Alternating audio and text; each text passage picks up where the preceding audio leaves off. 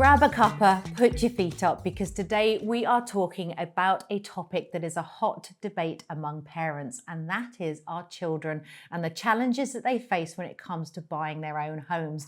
Should we be charging our adult children rent?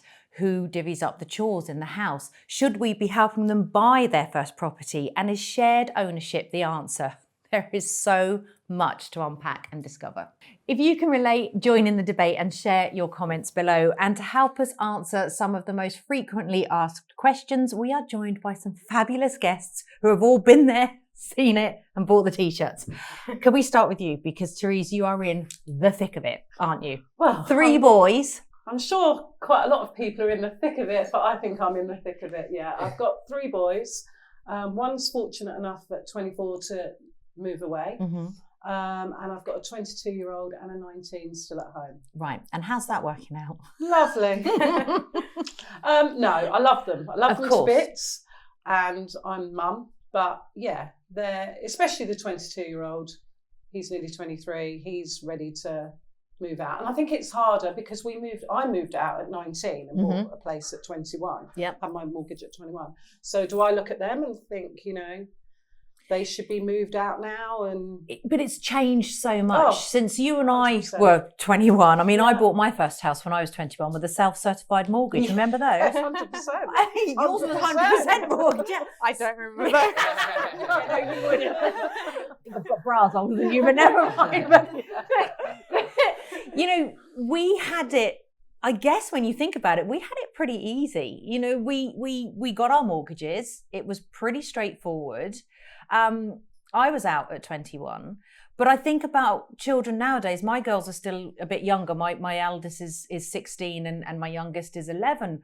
But I keep thinking, what am I going to do? I've already told them they're out at 18, but I don't think they're going to be. Yeah. So what do you do? Well, it's one of them, isn't it? You don't want to kick them out because where do they go? Yeah. I know you said it was easier, but was it easier because it probably was because prices were so much lower. Yeah.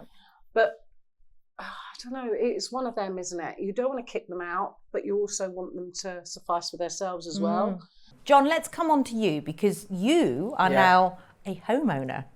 I am. And your parents helped you, didn't they? Yeah, I was very fortunate.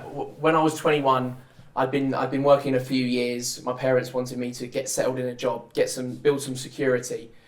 They decided they wanted to relocate, downsize. So what they done is they moved away, and I was very fortunate. They helped me with a deposit on a flat for myself. But when you were living at home, did you pay rent? I didn't. Oh, no, see, this is the thing, isn't it? Because I think you should. I didn't. See, I don't charge mine. Yeah, I didn't pay rent when I was at home. I was very quite self-sufficient. So I done all my chores, I done all my food shop, done all my cooking. So essentially that load was on me that when I did move out, I had that realism, I had that routine already in me. Yeah. And actually, whilst I didn't have financial help from my parent, I had the privilege of not paying rent that allowed me to actually focus on my savings and get out a bit quicker. Okay, so do you think if your parent charged you rent, it would have taken you a lot longer? Yeah, I'd assume so. You'd have much less to save, wouldn't you? Yeah. And now we have the cost of living crisis. I moved out when I was 24, and so before the peak of the cost of living crisis, but had it been the case, I'd have much less to save, and therefore it would take me longer to move out. So it can be quite circumstantial. And to your point, your son seems to be doing fine, even though he didn't do many chores at home. I guess it is about knowing how to behave and knowing what is to come. So you're either making that adjustment or you're making that adjustment before you go ahead and really bite the bullet. Of course. With your parents, when they said to you, we're going to give you a deposit, what did you think? What was going through your thoughts? It's the initial excitement of knowing that you're going to have your own place, but then the reality kicks in. Yeah. I've an only child living at home my whole life. A lot of stuff had been done for me, and then so where's the kitchen? I've run out of toilet roll. I've run out of shampoo. Oh, you didn't! Please tell me you did not phone your parents because you run out of loo roll. I've come back from my mum and dad's plenty of times with a big shopping bag full of toilet roll. Brilliant. And washing up liquid and all that. With a big basket of washing as well. So how did they help you or enable you to be able to buy your first place? Which isn't far from here, is it? It's just over the road. Just over the road, right. They basically supplied me with a deposit so I could go in, get my share of the shared ownership property, start on the ladder. So I'm paying part rent, part towards my mortgage, which will then allow me, hopefully in the future, the plan is kind of take that step up the staircase to owning a greater part of my flat. Yeah, because both you, John, and you, Natalie, you've both taken advantage of the shared ownership scheme, haven't you? Fizz, you're going to be telling us all about it, because I think when I first heard about shared ownerships, I was like, oh, I'm not sure about that. Sounds a bit dodge, but it's not at all. My sister has managed to move out. She had shared ownership and she's managed to buy her own home outright, which is exactly what I did. Right. So let's talk about shared ownership, what it is and how it can help people. Well, essentially, shared ownership is a scheme where you can purchase a share of a property in terms of if you didn't have the ability to purchase it outright. So it's really good for individuals who don't have the ability to put down that massive first initial deposit. Essentially, you're able to then go on and purchase more of the property as time goes by, which is really great in the case whereby you don't have the affordability to pay X amount every month, or it might be the case that as your finances improve over time, you have the ability to now make more monthly payments towards your share of the property. The share that you don't particularly own, you then go on to pay rent on. So it's an opportunity to get on the property ladder that without that first initial blow of a massive deposit, which a lot of people are struggling with, and just really get your foot in the door. Yeah. I'm going to use biscuits as a demonstration because I'm just looking at these biscuits thinking, so this is a property. Yes. Right? And John, you owned that amount. Yes. And then you paid rent on that Correct. amount. That's exactly it. And that was the same for you as well. Yeah, absolutely. Yeah. And the thing with shared ownership is you pay a 5% deposit of the share that you buy, rather than on the open market, you're looking at 10% of the whole pie. Yeah. So that initial down payment is a lot more achievable for shared owners. And actually, because you're buying a percentage of the property, quite often the cost of the part that you're buying falls below the threshold for stamp duty as well. So that's another, thousands of pounds that you don't have to really think about until you want to staircase and you are financially ready to do that. But in the meantime, you're able to make a investment in a property still. So can you explain to me exactly what staircasing is? It's quite simple, actually. So when you do get on the property ladder by way of shared ownership, you are taking a share of the property. So you might start at 25%, and that could typically range between 25 to 75%. When you then go on to purchase more of the property, that is what we know as staircasing. So in a few years' time, you might think, okay, I'm on a much higher salary, I have better affordability, I'd like to own more of the property that I currently own a part of, and that is what we call staircasing, owning a bit more of the pie as time goes on and hopefully getting to that 100% mark. Okay, so you're basically chipping away at the rental part. Exactly. So if you got a new job and it paid you a lot more money and you could afford an extra £200-300 a month, then you increase your mortgage and decrease your rent. Yeah. Got it. And John, that's something that you're planning on doing this year, isn't it? Yeah, so through work, as I've kind of climbed my apprenticeship, salary has gone up incrementally every few years. So when my mortgage renews in October, it's definitely an option that I'm going to open my eyes to and hopefully kind of increase that percentage and increase my share in the home. And is your goal to ultimately own it completely outright? That would be the goal. The goal would be kind of maybe in 4 years from now, in 2 year increments would be a nice plan. Yeah. Kind of up a 20% and then another 20% to that 100% mark. And then you're done. Yeah, We're done. Amazing. Can I ask a really silly question on shared ownership? Do they do it everywhere or just in new build places or? No, so it can be more typically on new builds, but amongst different housing associations like Latimer, there are listed properties that cover second-hand homes. So it does differ, but there is a massive area of new build homes and other properties too. So for you, Natalie, yours is you're a little bit further ahead than John in the shared ownership thing. Yeah. So you own slightly more biscuit, don't you? Well, actually, we sold our So all your biscuits. We purchased when I was 24, had enough of a deposit for the percentage that I bought, and then carried on saving, and then obviously the property went up in value, so our equity in the property increased because the property went up in value, also paying off the mortgage. 4 years down the line, when I was 28, we were then able to sell our property, and with the money that we'd made from it, put down a deposit on a whole house with an upstairs and a garden and everything. Whereas if I'd actually spent that time still living at home and saving, I still would have just been getting on the property ladder at around the same time, but still just buying an apartment. Whereas, that investment allowed us to leapfrog onto a whole house in the same amount of time, because you can't outsave the rise in the property market at the moment. It's just the properties are going up so fast. By the time you've saved your deposit, you're like, oh, actually now I need another £5,000, and you know, it's never ending, isn't it? It's never ending. Something that I think people don't realise as well is, as you go up that staircase and own more of the property, your outgoings aren't necessarily increasing. Your mortgages are increasing as you're owning more of the property. Of course. But the percentage that you rent is now lower. Yes. So you're paying less rent. So it kind of one side goes up while the other side goes down. I do love a biscuit analogy. So Yeah. this is you at the moment, and you're talking about staircasing. Yes. So staircasing means that you are going to share. You're going to do that, aren't you? That's the plan. Exactly. So you're only going to be paying rent on that, Yes. but paying a mortgage on that. Yeah. So And one then- outweighs the other. Ultimately, you're going to want to have All 4 biscuits. all 4 biscuits. Hungry. So when you first get on the property ladder by way of shared ownership, it can sometimes start from 10%, but it's typically between the 25 to 75% mark. So if person A was to start at 25% of the shared of the property, then they would go on to staircase, like in John's case, and then own more of the property. So it might go up to 50%. And like you say, the mortgage payments are going up, but the rent payments are coming down. Mm-hmm. So your monthly outgoings are staying in around the same mark, but you are owning more of that property until you eventually, hopefully one day, own 100% of the property and have the advantage of getting equity and then putting it down on a full home. I wanted to ask you, John, the very first night that you shut that door Yeah. and there was no mum and dad, Yeah. how did it feel? So there was no TV, no nothing. furniture, just No Wi-Fi, nothing. me on a blow up bed, Right. using my 5G as my Wi-Fi. For the That minute. usually is the first night. But yeah, kind of looking out the window, it kind of like the realization kicks in that this is my place now, and it was a really exciting time. Yeah. How many of your friends are in the same position that you are? So a lot of my friends from school and from home are still living with their parents. So You're popular. yeah. So when I moved in, I weren't living on my own for long. Every weekend, I've got people crashing back.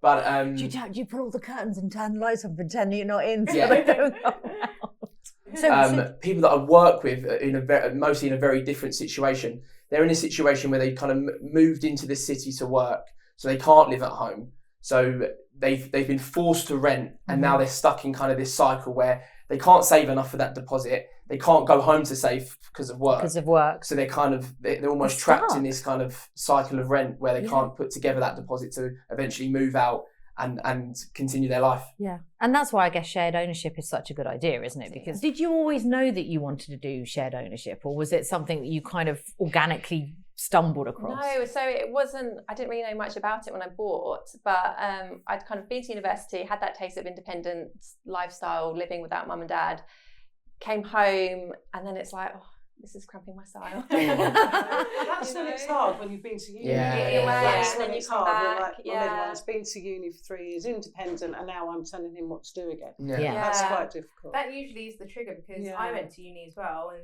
went back home, was just quite fine, but then I moved away for work. And so I had to rent, and it was at that point I was like, I'm spending all this money on rent. I better start saving for a house, and that was my kind of catalyst for me to then think, okay, I need to get on the property ladder. Yeah. So I'm going to ask you, obviously, so this is the ghost of Christmas future. Yeah. Look. No, my ghost of Christmas future is sell up, move to a 1-bedroom flat, and give it all to them, and they can move out. but I know you are sort of right in the you are in the trenches, so to speak, because you've still got 2 living at home. And like you were saying, how on earth are they going to do it? How are they going to move out? What do you do about divvying up chores? What do you do about rent? Do you charge them rent? Well, like I said, chores is a bit of a no-go, because, well, they do help out, but not much. Put the plate on the top rather than the dishwasher, you know. And this is a big debate in our house. Hubby wants to charge rent. I don't charge rent. Right. I just think, a bit like you, if I start charging them rent, they're never going to be able to afford. I know it's only £20, £30, but I'd rather them put that away for the mortgage or for moving out. As long as they are putting it away. Well, that's the problem, isn't it? Tempting, isn't it? They spend a lot of time out. I presume they're saving. Because I know a lot of my friends. I've had this debate with a lot of my girlfriends, because quite a few of my friends have older children that are living at home. They don't charge them any rent. I think it's important for several reasons. One, because I think it helps people or children or adult children to understand money and budgeting. You know, Right. I'm not saying charge them an extortionate amount, and maybe the option is that you charge them rent, but you put it in a little savings account. Yeah, see, I do that. I do that. They've both got accounts that I put away. But in order for them to, and again, I'm going back to the dark ages, but my dad used to work in a factory, and he would come home on a Friday night with his little brown paper envelope with all his money in it. And my mum would have a tin, and she would put all of it, and I think that's probably why I am so good with money now, because I saw it from such an early age. Yes. She'd put certain money in the gas one for the electricity, one for food. And so it's always helped me to budget more. And I think nowadays, with children staying at home, absolutely, there's certain ways that they can't afford to move. So that's hubby's theory. My theory is I'm the opposite, because I saw my mum doing that, and we're fortunate enough not to need that a little bit, and we might come to the point where we do need that. But mine is I had children for children, not to charge them rent. So there's a big debate going on in our house. And who's winning? You are at the moment. Of course. The thing is, it is really circumstantial, right? Because different individuals absorb information differently. Yeah, so I'm so fortunate that I didn't have to pay rent whilst I was at home, but I'm also incredibly financially savvy. And so the habit of saving and putting money away and getting to understand what it takes to get on the property ladder was within me, and I took ownership of that to save appropriately. But what about things like budgeting for food and nights out? And are you quite good with money? I'd say I'm quite sensible with money. I think moving out's forced me to be sensible. I think I've split up my bank account in a way where I can kind of have, as you say, kind of pots of money virtually for rainy days, food, going out, always a pot for holidays. So I think it is kind of splitting it up into multiple areas instead of just having it all in one clump and just hoping it lasts you to the end of the month. Don't you like that independence of paying that yourself as well? Yeah, it is satisfying. Very satisfying. 100%. You also realise what your parents did for you, but 100%. And these days you do have like banks that have different pots that you can put your money in. When I moved out, it was all spreadsheets. So we just had spreadsheets coming out of our ears, thinking like stress testing. Can we afford this? What if one of us loses our job? Because I bought with my now husband. And you know, would we be able to afford that, and X, Y, and Z?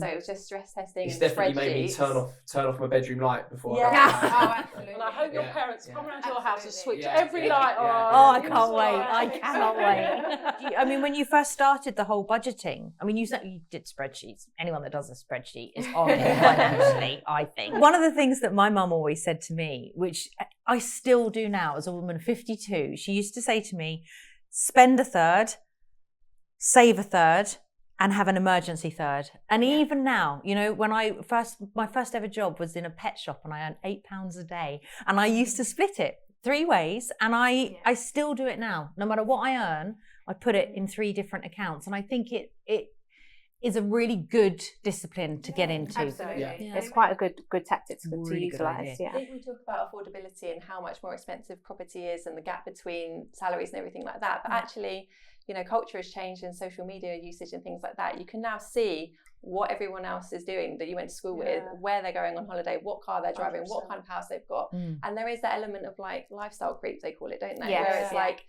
you say 50% should be your fixed expenditure, but people are going over that because they're trying to keep up with the Joneses. Whereas before, you wouldn't know who you went to school with, what they had, and you know what car they were driving and things like that, because you didn't have that access. Yeah, you're right. Plus, and actually, when you think about the proportion in which wages have risen in the last couple of years in comparison to how house prices have risen, it's so disproportionate. So we can't actually keep up with how slowly wages are rising, and so people are kind of priced out of being able to get on the property ladder by having that massive initial deposit. And so things like shared ownership can be a gateway into that, because you take away that huge financial initial burden, and actually you can work your way up whilst you do get making sure you are financially savvy, and then be able to staircase like John Law. Do you think if you hadn't taken advantage of the shared ownership scheme, you would be in the position that you're in now, or not? Definitely not. I think I'd be definitely a few years behind.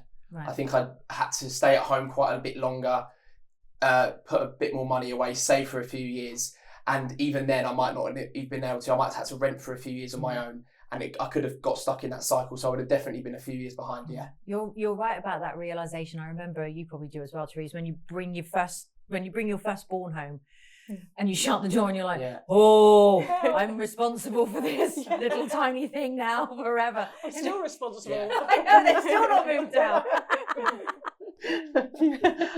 So this, for anyone thinking about shared ownership, which is such a great idea, what advice would you give them? So the first step would be to just check your eligibility, making sure you're coming from a household below a certain threshold. And then you want to find your chosen housing association like Latimer, who offered shared ownership, and they will typically have a list of available properties, and then it's up from there. And it's straight on. Yeah. Exciting. Then you'd be like John. Natalie. You're not going to be like John or Natalie. You've still got kids at home. What advice would you give people for living with adult children? Wine. Don't raise your eyes. Wine, lots of wine. That is the answer. Earplugs. Yeah, having this conversation today, I think it's really brought home that talking to them, because I didn't know. I knew about shared ownership, but this staircasing and everything else is really, sit down, talk to them, see what opportunities they've got out there, because there isn't just get a mortgage and go and rent. So but wine. Wine. It is a lot to take in. I mean, I'm still a wee bit behind. Mine are 16 and 11, but it's really got me thinking. So huge thanks to Latimer for opening up this conversation, because I didn't know about any of this before we started. And thank you all so much. It has been so lovely to just sit here and chat with you all. I've learned an awful lot. I'm bracing myself for the years to come. Keep your girls at home. No. My house.